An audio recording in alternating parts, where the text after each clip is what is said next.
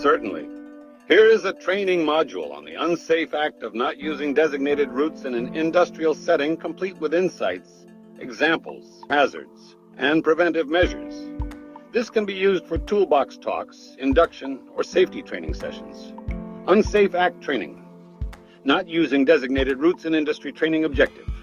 To understand why using designated routes is critical in industrial environments. Recognize the hazards associated with not doing so, and learn how to prevent unsafe practices. What are designated routes? Designated routes are predefined pathways such as walkways, vehicle lanes, staircases, and emergency exits established for safe movement of personnel and vehicles, preventing unauthorized access to hazardous zones, ensuring controlled and predictable traffic flow. Types of designated routes. Pedestrian walkways, often marked with floor paint or barriers. Forklift vehicle lanes, emergency escape routes, segregated zones for chemicals, high voltage areas, or radiation zones. What is the unsafe act? Unsafe act. Unsafe act.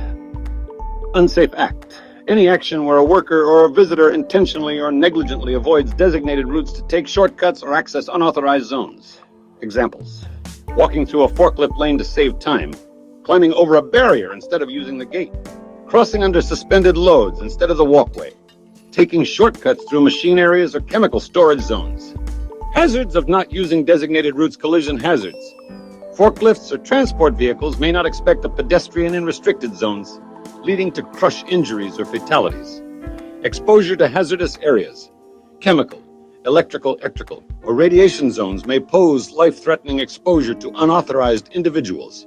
Falling objects. Some routes are designed to avoid overhead load areas.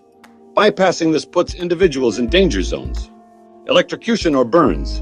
Walking into electrical or hot work areas without PPE or clearance can lead to severe injuries. Emergency blockage. Using or blocking emergency routes incorrectly can hinder evacuation, increasing casualty risk during emergencies. Why do people take unsafe routes?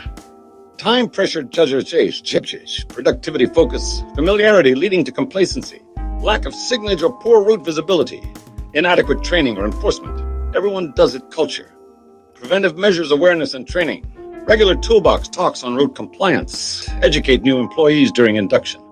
Physical controls. Barriers, bollards, railings to enforce path usage. Clear floor markings and signage. Supervision and enforcement. Spot checks by supervisors. Disciplinary actions. Keep violations. Report and rectify. Encourage reporting of warning rectify.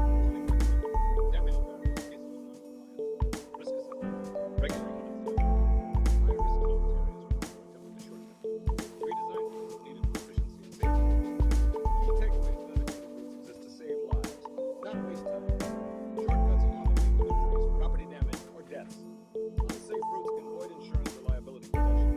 Safety is a shared responsibility. See something, say something. Optional add-on.